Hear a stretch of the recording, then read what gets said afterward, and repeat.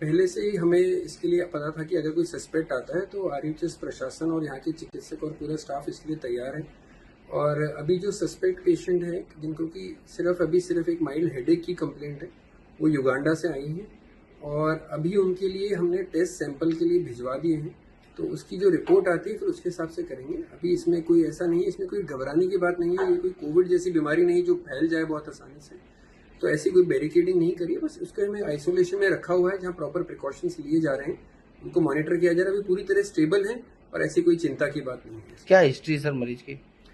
उनको बहुत पहले, करीब 1 महीना पहले पेट में दर्द वगैरह हुआ था, तो वो दिल्ली में इलाज के लिए जा रहे थे। अभी उनको कोई ऐसे सिम्टम्स नहीं है, अभी किसी तरह की परेशानी, बिल्कुल हल्का सा सिर दर्द है। तो क्योंकि पुरानी हिस्ट्री रही है तो इसको, ताकि परेशानी आगे नहीं हो, इसलिए उनको अभी ऑब्जर्वेशन में रख के उनके टेस्ट कराए जा रहे हैं। इबोला में किस प्रकार के लक्षण होते हैं, क्या कुछ होता है उसमें?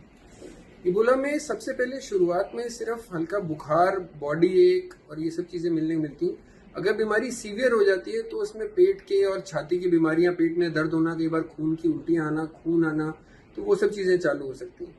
अभी इनमें से कोई भी चीज़, जैसे मैंने बताया, इनको कोई बहुत ज़्यादा कुछ भी नहीं है, ना इनको बहुत बुखार है, ना कोई पेट में दर्द है, सिर्फ सिर दर्द है।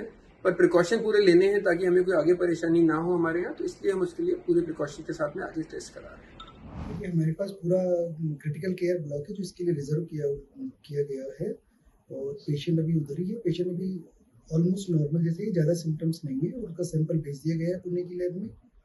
उसमें कल तक उम्मीद है कि रिपोर्ट आ जाएगी, उसके हिसाब से उसका आगे का ट्रीटमेंट। सर रिपोर्ट 24 घंटे में आ जाती है, कितना टाइम लगता है? हाँ, लगभग आ जाती है। अभी आज सैंपल जाएगा, जो भी सैंपल यहाँ से जाएगा शाम तक ही सैंपल वहाँ पे पहुँच पाएगा, उसके बाद कल तक रिपोर्ट आएगी। सर ये कहा जाता है इबोला को लेकर पूरी दुनिया भर में मतलब अलर्ट रहता है, तो ये किस प्रकार की बीमारी है?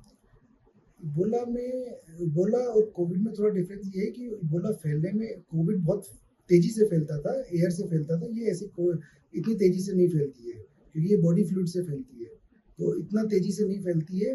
हाँ, कोविड की से बीमारी थोड़ी कोविड से ज़्यादा सीरियस है, लेकिन अभी शायद इंडिया में एक भी केस नहीं आया है। और ये भी जो केस है वो सस्पेक्ट ही है क्योंकि इनकी युगांडा से आई है, तो वहाँ पर चूंकि ये बीमारी एंडेमिक है तो उनको थोड़ा हेडेक वगैरह था। इस तरह के सिम्टम कॉमन होते हैं, बहुत सारी बीमारियों में ओवरलैप होते हैं, लेकिन हम कोई भी रिस्क नहीं लेना चाहते, इसलिए सरकार हाई अलर्ट मोड पर है।